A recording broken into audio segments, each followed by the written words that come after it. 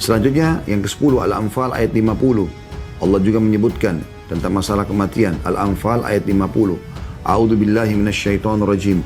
Walau tara idh yatawaffal ladina kafarul malaikatu yadribuna wujuhum adwaram wa dhuqu adzabal hariq. Kalau tadi yang sebelumnya ya, Allah Subhanahu wa taala sebutkan tentang orang-orang beriman An-Nahl 32 ya. Bagaimana mereka meninggal dalam keadaan baik, maka para malaikat menyambut mereka dengan kata gembira. Keselamatan buat kalian. Sambil dicabut rohnya, sambil diucapkan selamat ya. Selamat kenapa? Karena akan selamat. Dia akan bahagia. Setelah itu dia akan terima surga. Dia akan terima balasan amal. Dia akan abadi kekal di sana. Ya. Sebaliknya kalau orang kafir, maka surah Al-Anfal ayat 50 menjelaskan, ya, andai saja kata Allah. Tadi yang sudah saya bacakan ayatnya. Sekiranya kamu melihat ketika malaikat mencabut nyawa orang-orang kafir sambil memukul wajah dan punggung mereka. Dan dikatakan rasakanlah oleh kalian siksanya neraka yang membakar. Ya. Itu kurang lebih gambaran 10 ayat Al-Quran. Ya, dari Al-Quran tentang masalah kematian. Ya. Bahwasanya pasti akan seseorang melalui kematian. Tentu masih ada banyak dalil-dalil yang lain ya. Tapi kita melihat waktu tidak mungkin saya jelaskan semuanya. Maka itu kita cukupkan dengan dalil Al-Quran yang menjelaskan mati itu pasti akan terjadi. Kita kembali kepada hadis Nabi alaihi salatu wassalam tentang masalah kematian cukup banyak. Dan beliau memberikan peringatan-peringatan kepada para sahabat seperti misalnya hadis yang sahih, kafa bil mauti dzakira, cukuplah mati sebagai pemberi peringatan. Kemudian beliau mengatakan tentang masalah menziarahi kubur ya. Kuntu nahitukum an ziyarati kuburi fazuruha fa inna tudzakkirul akhirah. Dulu di Mekah saya pernah larang kalian berziarah kubur karena di situ masih sedikit kuburan umat Islam ya. Setelah hijrah ke Madinah kata Nabi SAW, sekarang saya perintahkan kalian berziarah karena itu akan mengingatkan kalian terhadap akhirat. Ya. Dan bagaimana Nabi SAW sendiri melalui proses kematian. Bagaimana sahabat para nabi-nabi yang lain juga melalui proses kematian. Alaihi wassalatu wassalam. Bagaimana para sahabat Nabi Ridwanullah alaihim dan orang-orang saleh meninggal juga. Ada yang meninggal mati syahid, ada yang meninggal di atas ranjang, ada yang meninggal sudah tua, ada yang meninggal masih muda. Jadi memang sudah begitu.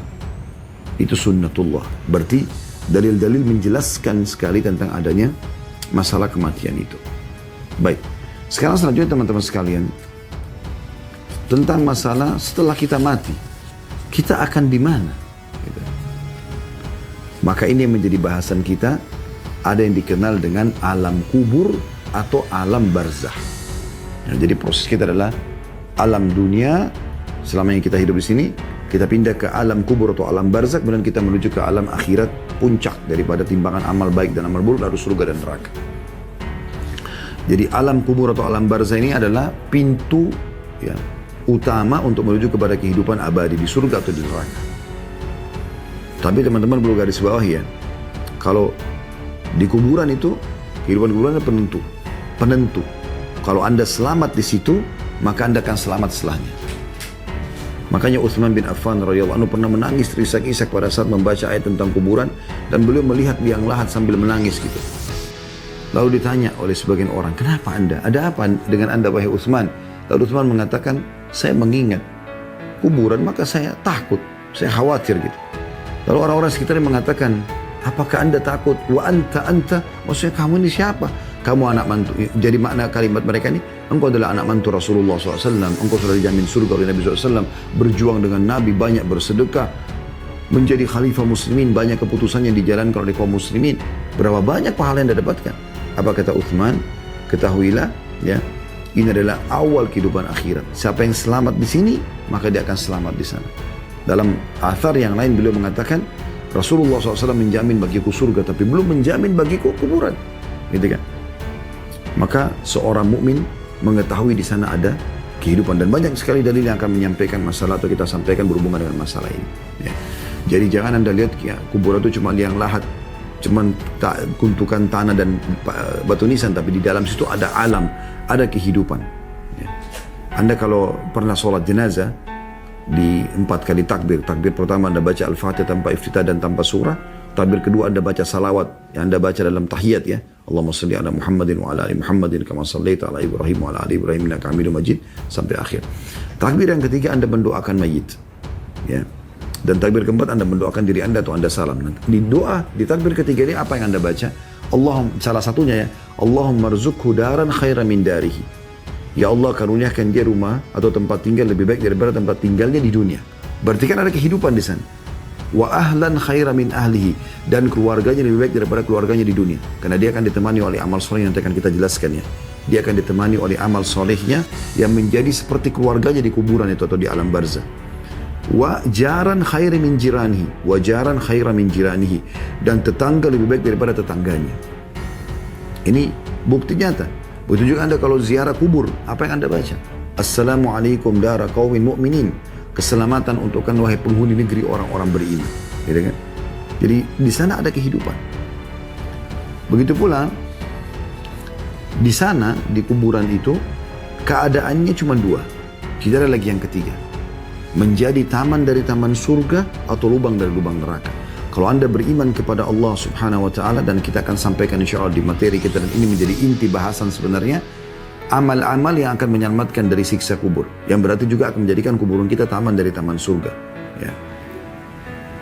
Kalau Anda beriman dan beramal soleh, maka akan jadi taman dari taman surga. Kalau Anda kafir kepada Allah, maka pastikan akan menjadi lubang dari lubang neraka dan siksaan. Tidak cukup di situ, pada saat Anda dibangkitkan nanti hari kiamat, ditambah lagi siksaan yang lebih berat di neraka nanti. Wa na'udzubillah ya. Di antara dalilnya juga adalah hadis yang sahih diriwayatkan oleh An-Nasa'i dari Masruq rahimahullah, seorang tabi'in, berkata dari Ummul Mukminin Aisyah radhiyallahu anha, beliau berkata dakhalat yahudiyatun 'alaiha, dari Aisyah atau kejadian yang terjadi pada Ummu Aisyah. Masruq mengatakan dakhalat yahudiyatun 'alaiha fastauhabatha syai'a. Telah masuk seorang wanita Yahudi kepada Ummul Mukminin Aisyah radhiyallahu anha, lalu dia minta sesuatu ya. Wawahabat laha Aisyah, maka Aisyah memberikan kepada orang wanita Yahudi tersebut apa yang dia minta. Dan ini berarti pelajaran kita boleh berbagi dengan orang-orang kafir ya. Bukan berarti kafir lalu kita benci. Yang kita benci perbuatan seseorang, kekafirannya, maka itu kita obati, kita coba nasihatin, dakwahi, doakan supaya dia tinggalkan keburukan dia. Sama dengan orang berzina, orang mencuri, yang kita benci perbuatannya bukan fisiknya. Kita berharap memperbaiki perbuatan yang keliru itu. Makanya Aisyah radhiyallahu anha memberikan wanita Yahudi ini apa yang dia minta. Qalat ajarakallahu min adzabil qabr. Lalu si Yahudi, perempuan Yahudi itu mendoakan, mengatakan semoga Allah selamatkan engkau dari siksa neraka, maksudnya dengan siksa kubur, karena engkau telah memberikan kepadaku apa yang aku inginkan ini. Qalat Aisyah fawaqa'a fi nafsi min dzalika. Maka Aisyah mengatakan, aku ragu dengan apa yang dibahasakan oleh perempuan ini ya. Bimbang dengan apa yang dibahasakan ini, mengganjal gitu ya. Hatta ja'a Rasulullah sallallahu alaihi wasallam fa dzakartu dzalika lahu. Sampai Rasulullah SAW masuk ke rumahku, bertemu, lalu kemudian aku ceritakan apa yang terjadi itu. Faqala, maka Nabi SAW mengatakan, innahum la yu'adzabuna fi kuburihim adzaban tasma'uhul bahaim. Ketahuilah bahwasanya mereka, orang-orang kafir, akan disiksa di alam kubur mereka dengan adab yang dapat didengar oleh hewan-hewan ternak.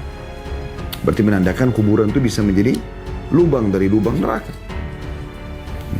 Nanti kita jelaskan dalil juga yang lain ya. Juga riwayat Ibnu Abbas radhiyallahu anhuma tentang adanya memang kehidupan di kuburan, dan ini dari hadis Nabi SAW ya. Anna Nabi SAW kana yu'allimuhum hadha ad-du'a kama yu'allimuhum as-suratu minal Qur'an.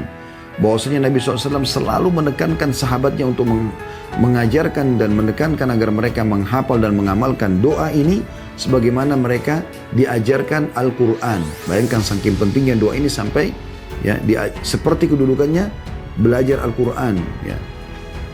Atau Nabi SAW peduli seperti pedulinya mengajarkan Al-Quran kepada mereka. Yaitu doanya, beliau mengatakan yaqul qulu, beliau mengatakan selalulah ucapkan Allahumma inni a'udzubika min adzabi jahannam. Ini biasa kita baca sebelum salam ya di tahiyat. Ya Allah, aku berlindung kepadamu dari siksa neraka jahannam. Wa a'udzubika min adzabil qabr. Dan aku berlindung kepadamu dari siksa kubur. Wa a'udzubika min fitnatil masiihid dajjal. Dan aku berlindung kepadamu dari fitnahnya Masih Dajjal. Wa a'udzubika min fitnatil mahya wal mamat. Dan aku berlindung kepadamu dari fitnah kehidupan dan fitnah kematian. Hadis ini hadis sahih diriwayatkan oleh Imam Muslim. Ya. Dan dalil ini menjelaskan kepada kita teman-teman sekalian kalau ada kehidupan di alam barzah, baik ayat Al-Quran ataupun hadis Nabi Sallallahu Alaihi Wasallam. Kita sekarang coba masuk teman-teman sekalian, dan nanti dalil ini menguatkan satu sama yang lain ya. Bagaimana caranya supaya kuburan kita menjadi taman dari taman surga? Dan bagaimana agar selamat bukan menjadi lubang dari lubang neraka? Ya. Karena keadaan kubur itu ada 3 ya. Ada yang siksaan abadi bagi orang-orang kafir, orang munafik, orang musyrik. Ada yang siksaan ya terjadi pada orang-orang beriman tapi yang bermaksiat tidak sempat taubat di dosa-dosa tertentu. Dan ada yang memang menjadi taman dari taman surga. Untuk selamat teman-teman sekalian agar menjadi taman dari taman surga di saat Anda sendiri, Anda dipikul oleh orang-orang kerabat-kerabat Anda dibawa menuju ke kuburan, ya. Dan akhirnya Anda dimasukkan, Anda tentram di sana, kuburan Anda menjadi taman dari taman surga, ada amal-amalnya. Dan juga sekaligus agar selamat jangan sampai Anda menjadi orang-orang yang tersiksa di sana. Karena Nabi SAW mengatakan kalau orang beriman yang meninggal dunia, pada saat dipikul dia berkata, cuman tidak terdengar oleh orang yang memikulnya, segeralah bawa jenazah ini, ya. Karena bahagianya dia, karena dia tahu ya, apa yang akan ada di depan dia, sebuah alam di alam barzah menjadi taman dari taman surga. Dan kalau dia orang kafir, maka dia akan mengatakan, ruhnya akan mengatakan, celakalah dia, kemana kalian akan bawa, karena dia sudah tahu di depannya akan ada siksaan. Yang pertama teman-teman sekalian, agar Anda bisa selamat dari siksa kubur, beriman kepada Allah Subhanahu wa taala. Beriman kepada Rasulullah sallallahu alaihi wasallam. Ya. Dan menjadi seorang muslim, 3 hal ini menjadi satu ya. Beranjak daripada hadis Al-Bara' ibn Azib radhiyallahu anhu dalam sebuah hadis yang cukup panjang, tapi saya langsung bacakan saja, bahwasanya Rasulullah SAW bersabda, wa ya'tihi malakani fayujlisanihi fayaqulani lahu. Kalau orang beriman meninggal dunia, maka akan ya datang 2 malaikat mendudukkan dia di kuburannya setelah yang mengantarnya pulang tentunya. Dalam riwayat lain, 3 langkah-langkah kakinya ya meninggalkan, atau 3 langkah para pengantar meninggalkan ya kuburan tersebut. Maka ada 2 malaikat yang mendudukkan orang beriman ini, lalu keduanya berkata, Mar Rabbuk, siapa Tuhanmu? Fayaqulu Rabbi Allah, maka dikatakan kepadanya Tuhanku. Maka orang ini mengatakan Tuhanku Allah. Berkata para malaikat, fayaqulani lahu ma dinuk, lalu kemudian keduanya bertanya lagi, apa agamamu? Fayaqulu diniyal Islam, dia mengatakan agamaku adalah Islam. Fayaqulani lahu ma hadzal rajul alladhi bu'itsa fikum, lalu keduanya berkata, apa pendapatmu tentang orang yang diutus kepada kalian ini? Maksudnya Nabi Muhammad sallallahu alaihi wasallam. Qala fayaqulu huwa Rasulullah sallallahu alaihi wasallam, maka si mayit akan mengatakan dia adalah utusan Allah sallallahu alaihi wasallam. Fayaqulani wa ma yudrik, kemudian berkatalah kedua malaikat tersebut, dari mana engkau mengetahui itu? Ya, bahwasanya Tuhanku Allah, agamaku Islam, Muhammad SAW adalah nabi dan utusan Allah. Fayaqul, si mayit mengatakan, qara'tu kitab Allahi fa'amantu bihi wa saddaqtu. Ya, aku telah membaca Al-Quran, kitab Allah, mendapatkan di sana informasinya, dan aku beriman padanya dan membenarkan semua isinya. Ya.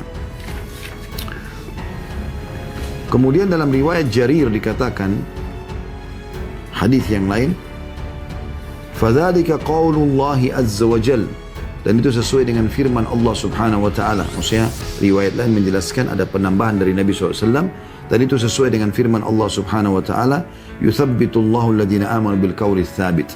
Allah akan memudahkan ya di lisan orang-orang beriman untuk menjawab ya, pertanyaan para malaikat tersebut, atau meneguhkan orang beriman dengan perkataan yang teguh. Ya. Kata ulama di dunia, dengan kalau dia ditanya tentang Islam asal dia sudah belajar, dia bisa jawab, kenapa kamu sholat, kenapa kamu puasa, bagaimana bisa kau beriman kepada Allah, bagaimana bisa kau benarkan Muhammad SAW, maka dia bisa menjawab. Dan di akhirat maksudnya pertanyaan para malaikat. Setelah dia bisa jawab semua itu, Tuhanku Allah, kitabku, agamaku Islam, ya, Muhammad SAW adalah utusan Allah. Qala fayunadi munadi minas sama, kemudian terdengarlah suara seruan dari langit, an sadaqa abdi, bahwasanya hambaku ini telah benar. Fa afrishuhu minal jannah, maka bentangkan hamparan dari surga untuknya. Ya. Waftahu lahu baban ilal jannah, dan bukalah untuknya pintu menuju ke surga. Wa albisuhu minal jannah, dan berilah ia pakaian dari surga. Qala fayatihi min rauhiha wa tibiha. Kemudian sampailah kepada dia keindahan dan aroma harumnya surga itu. Qala wa yuftahu lahu fiha madda basarihi. Dan kemudian ya, kuburnya dilapangkan sejauh pandangan matanya. Itu kalau orang beriman. Ya. Dan dalam riwayat lain dikatakan maka jadilah kuburannya taman dari taman surga. Sebaliknya, kalau orang kafir, masih dalam hadis yang sama ya. Qala wa innal kafira fa dzakara mautahu ya. Qal ya. Kemudian orang kafir pada saat dia wafat wa tu'adu ruhuhu fi jasadihi, dan nanti akan dikembalikan ruhnya di kuburannya, di jasadnya, wa ya'tihi malakani fayudisanihi fayaqulani lahu. Maka dua malaikat mendudukkan dia kemudian bertanya kepadanya, "Man rabbuk?" Siapa Tuhanmu? Fayaqulu ha ha. Dia hanya mengatakan saya enggak tahu. La adri, saya enggak tahu. Fayaqulani lahu ma dinuk, apa agamamu? Malaikat bertanya, fayaqulu ha. Maksudnya saya enggak tahu. La adri, saya enggak ngerti. Fayaqulani ma hadzal rajul ladzi bu'itsa fikum, bagaimana pendapatmu tentang orang yang diutus kepada kalian? Fayaqulu ha la adri, dia mengatakan saya enggak tahu. Fayunadi munadi minas sama, kemudian terdengar suara seruan dari langit, an kadzaba, orang ini telah berdusta. Fa'afrishuhu minan nar, bentangkan ya jalan dari neraka.